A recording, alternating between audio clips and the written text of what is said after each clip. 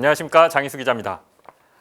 앞에서 전해드린 방송에서 채널A와 한동훈 검사가 그동안 해온 주장이 거짓말이라는 사실이 상당 부분 드러났습니다. 그런데 채널A 기자들이 주고받은 카카오톡 메시지를 보면 이들이 의도적으로 증거를 은폐하고 말을 맞추면서 거짓말을 해온 사실이 적나라하게 드러납니다. 오늘은 이 내용을 살펴보겠습니다. MBC는 2020년 3월 31일 검언유착 의혹을 최초로 보도하죠. 바로 이날 채널A의 동정민 앵커는 자신들의 간판 전용 뉴스 프로그램인 뉴스A에서 다음과 같은 채널A의 공식 입장을 밝힙니다. 방금 전 MBC가 보도한 채널A의 신라젠 사건 정관계 연루 의혹 취재 과정에 대한 채널A의 입장을 밝혀드리겠습니다. 채널A는 지난 22일 사회부 이모 기자가 신라젠 전 대주주인 VIK 이철 전 대표의 지인이라는 실체가 불분명한 취재원을 접촉해온 사실을 알게 됐습니다. 또 피의자인 이철 전 대표에 대한 검찰의 선처 약속을 받아달라는 부적절한 요구를 받아온 사실도 파악하고 즉각 취재를 중단시켰습니다. 이철 대표의 대리인 제보자 X가 이동재 기자를 접촉해온 사실을 3월 22일에 처음 알게 됐다고 발표했습니다. 사실일까요? 3월 13일 백승우 기자가 배혜림 법조팀장에게 카카오톡으로 보낸 보고 내용 보시겠습니다. 내가 우려하는 건 기자님 얘기를 전달하고 자료 전달받고 그런 거가 당일로 연결되는 게 아니라 보통 2에서 3일 걸리니까. 근데 출정을 나가면 아무런 연락을 못해요. 그런 자료를 받을 수도 없는 거고 적어도 일주일 정도 시간이 있어야 움직일 수 있는데. 이철 선생님과 하는 말 가족도 알아? 아무도 모르고 가족만 알아. 이철 아내 채널A 말고 신동아, TV조선에도 그렇고 이철 아내를 계속 압박한다고. 주변 탐문도 하고 그런다고. 양주 집 근처도 와서 대기하고. 또 신라젠 관련해서 상장 이후에 이철 대표는 상장 전에 여러 가지 개입했던 거고 친박의 최경환이 거기에 거액을 투자했었는데 괜찮겠어요? 자, 3월 13일은 이동재 기자가 제보자 X를 두 번째 만난 날입니다. 이날 백승우 기자도 동석을 했는데요. 제보자 X를 만나서 나눈 대화 내용을 방금 보신 것처럼 배림 팀장에게 자세하게 보고했습니다. 다이아몬드로 강조 표시도 하고 보완이 필요하다는 말까지 덧붙여서 말이죠. 13일에 보고받아서 알고 있었는데도 22일에 처음 알았다고 거짓 발표를 한 거죠. 그런데 이 거짓말, 단순한 실수에서 비롯된 거 아니냐, 이런 의문을 제기할 수도 있을 것 같은데요. 아닙니다. 3월 31일 날 배혜림 법조팀장과 전략기획실 소속 강모 기자는 채널A가 발표할 입장문 문구에 대해 계속해서 상의를 합니다. 이 둘의 카카오톡 대화 내용 보시겠습니다. 선배, 동재한테 요 내용 관련해서 3월 22일 처음 보고받았다고 써도 되는 거죠? 네, 감사합니다. 이철 관련 취재한다는 보고는 2월 말에 받았는데 그럼 안 되겠는데. 사회부장은요?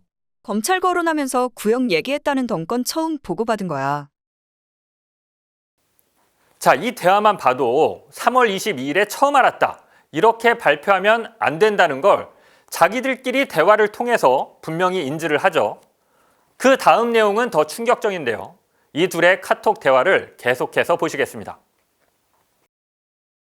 채널A는 3월 22일 이동재 기자로부터 신라젠 사건 정관계 연루 의혹 취재와 관련해 담당 데스크가 처음으로 보고를 받았습니다. 이 문장만 놓고 보면 신라젠 사건 취재하고 있는 걸 3월 22일 처음 알았다, 이렇게 읽힐 소지가 있을 것 같아서요. 전화할게. 네, 내가 우려하는 건 기자님 얘기를 전달하고 자료 전달받고 그런 거가 당일로 연결되는 게 아니라 보통 2에서 3일 걸리니까. 근데 출정을 나가면 아무런 연락을 못해요. 그런 자료를 받을 수도 없는 거고 적어도 일주일 정도 시간이 있어야 움직일 수 있는데. 22일에 처음 알았다고 해도 되냐가 논란이 되자 배림 팀장이 전화하겠다고 합니다. 그 후 배 팀장은 본인이 3월 13일 백승우 기자한테 받았던 보고 내용을 그대로 긁어서 강 기자에게 보내줍니다. 그리고 이게 3월 13일 금요일 거라고 알려줍니다. 그러니까 13일에 관련 내용을 이미 보고받았다는 걸 다 파악해놓고도 우리는 22일까지 몰랐다, 이렇게 거짓 발표를 한 거죠. 이뿐만이 아닙니다. 이동재와 백승우 기자는 신라젠 사건 취재 초기부터 배림 팀장에게 구체적인 내용들을 모두 보고했습니다. 2월 10일 오전 배림 팀장의 카카오톡 메시지 보실까요? 양주로 출발합니다. 특이사항 있으면 보고 드리겠습니다. 그래. 경기도 양주는 신라젠 대주주였던 이철 대표의 자택이 있는 곳입니다. 백승우 기자가 이른 아침부터 여기 취재 간다고 배 팀장에게 보고한 거죠. 그날 저녁에 배 팀장이 보고받은 메시지도 보실까요? 검찰 신라젠 대상자 관련 접촉 포인트. 이철 일가. 손 XX 아내 EX 아들 양 XX 며느리. 등기상 소유자로 적힌 곳은 양주 소재 아파트 내곳 ENG 촬영 모두 완료. 현재 경기도 양주시 고음로 117-725등 755의 실거주 가능성 높아. 경기도 양주시 고음로 117-725등 155는 펜트하우스로 현재 인테리어 공사 중. 경기도 양주시 고음로 118-1695등 555와 경기도 양주시 고읍북로 28-8 유승한 네들 아파트 655등 155는 현재 세주는 듯. 실거주 아님.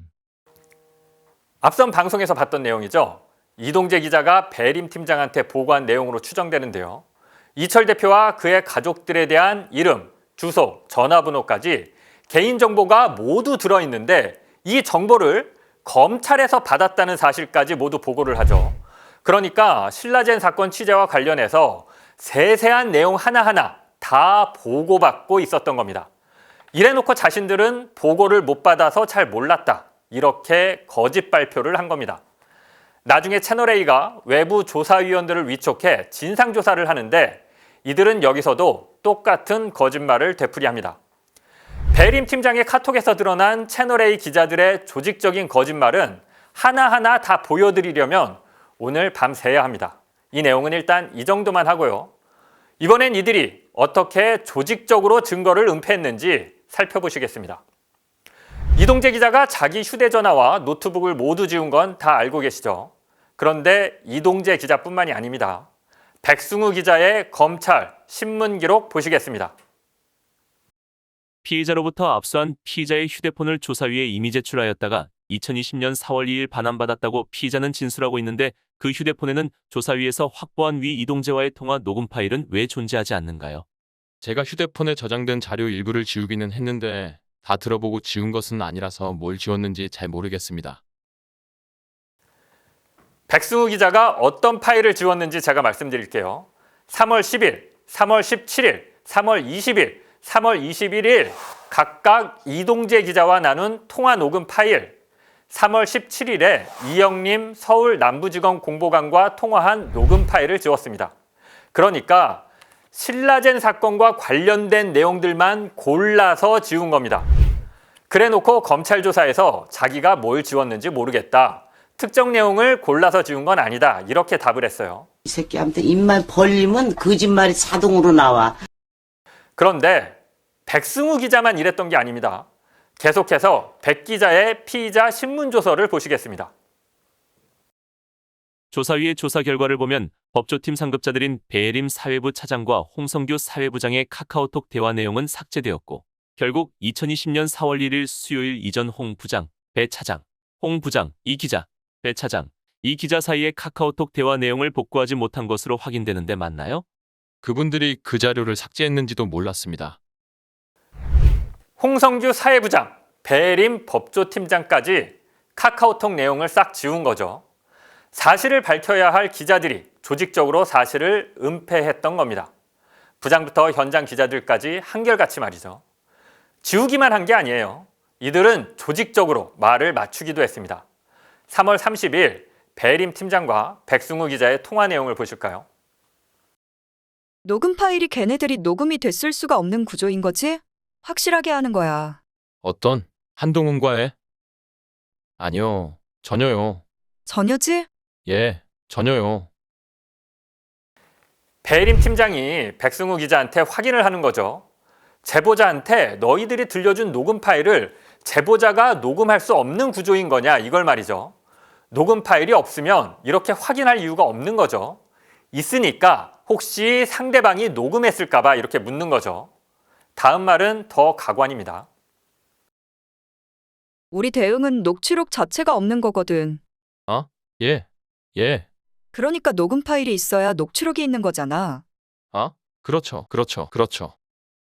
그런데 녹음 파일이 없으니까 이거는 그냥 뭐 통화하고 나서 여러 뭐 사람들의 뭐 이렇게 취재 내용을 정리해 놓은 메모이지. 녹취록이라는 건 잊지 않고 검찰도 그렇게 대응할 거야. 예,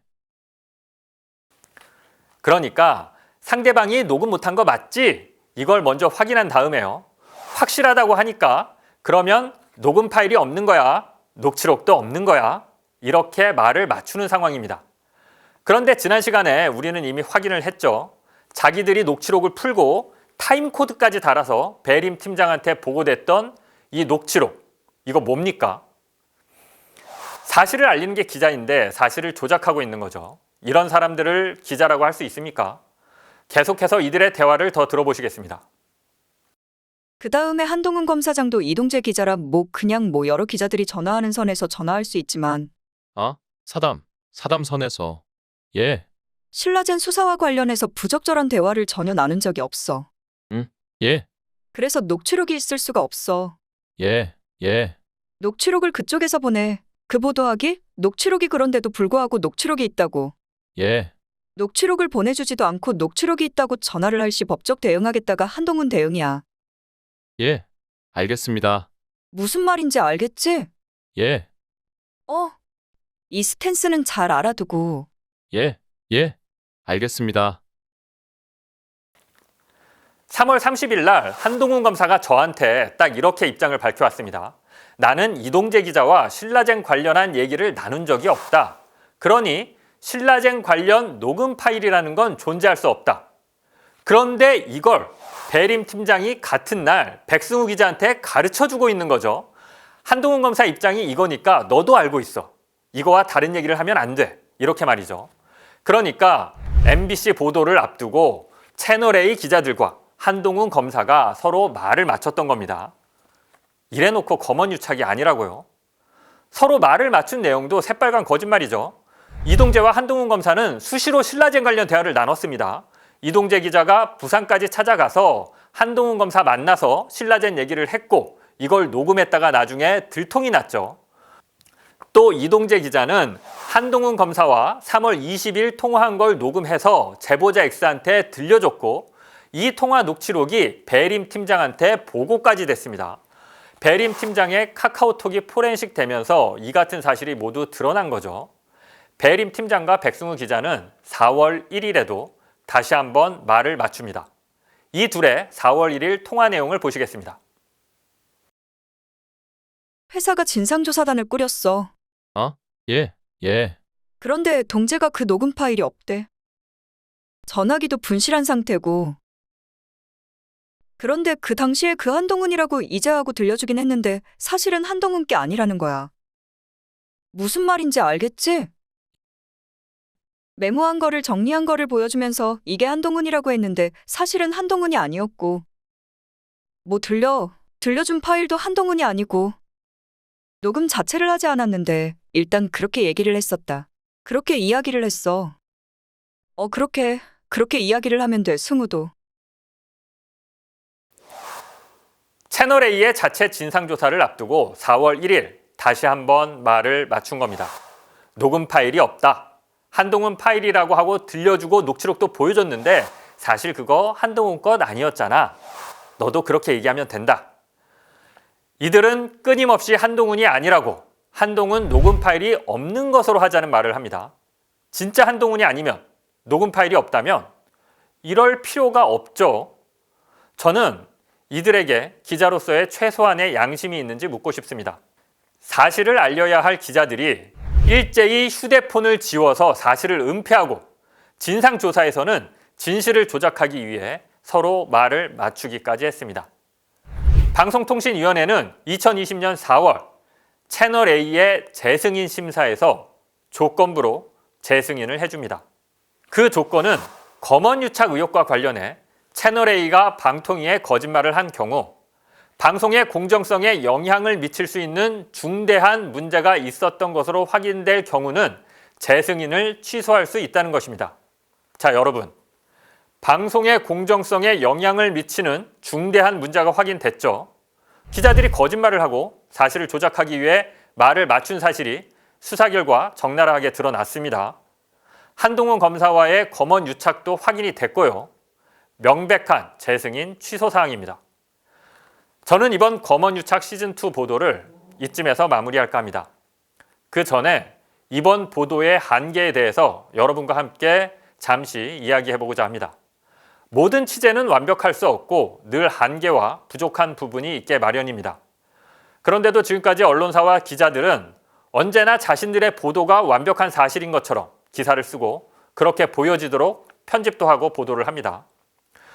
저는 정확하고 객관적인 보도는 기자가 취재를 하면서 부딪혔던 한계, 미처 확인하지 못한 사실을 시청자들에게 솔직하게 함께 밝히는 것이 아닐까 하는 고민을 해왔습니다.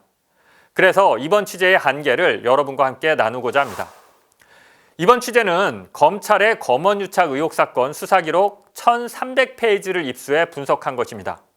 문제는 제가 입수한 기록이 전체 수사기록이 아니라는 겁니다. 극히 일부분에 불과합니다. 예를 들어 제가 입수한 기록에는 이동재 기자의 피의자 신문조서는 없었습니다. 백승우 기자의 피의자 신문조서도 일부만 들어있었습니다. 수사기록 중에 가장 의미가 있었던 내용은 배혜림 팀장의 카카오톡 내용이었습니다. 하지만 이걸 분석하는 데도 한계가 있었는데요. 이 카톡 서류에는 수 발신자가 가려져 있었습니다. 법원에서 복사해 줄 때 개인정보라고 판단하고 가리고 복사해 준 것으로 보입니다. 이 때문에 배혜림 팀장이 어느 카톡방에서 누구와 대화를 나눈 것인지 정확하게 분석하지 못한 부분이 많습니다. 제가 전해드린 내용에서도 부족한 부분이 많았는데요. 저는 고발 사주와 관련된 내용은 전해드리지 않았습니다. 예를 들어 배혜림 팀장의 카톡에는 이런 내용도 들어있어요. 고발할 사람이 준비가 돼 있다. 고발 사주를 의심케 하는 내용이죠. 또 다른 언론들이 일부 보도하기도 한 내용인데요. 조선일보, 중앙일보 기자들이 채널A 그리고 검찰과 결탁해서 MBC의 검언유착 보도를 권언유착으로 몰아가려는 시도를 한 것으로 보여요. 미흡한 제 능력과 부족한 시간 탓에 이런 부분은 미처 다 분석하지 못했습니다. 제 취재 방식 역시 많이 부족했습니다. 이번 저의 취재는 검찰 수사 기록을 분석하는 데서 그쳤습니다. 보다 정확하게 취재하려면 수사 기록에서 드러난 이들의 대화 내용이 사실인지도 확인해야 하는데 그러지 못한 겁니다. 예를 들어서 한동훈 검사가 신천지 압수수색과 관련해서 이동재 기자에게 이렇게 설명해 주는 부분이 있습니다. 중대본은 오히려 압색 반대 취지로 얘기했다 이렇게 말이죠. 시청자 여러분께 정확하게 알려드리려면 당시 중대본이 실제 그런 입장이었는지 확인해서 알려드려야 하는데 그러지 못했습니다. 죄송합니다. 또 채널A와 소속 기자들, 한동훈 검사의 반론을 듣지 못했습니다.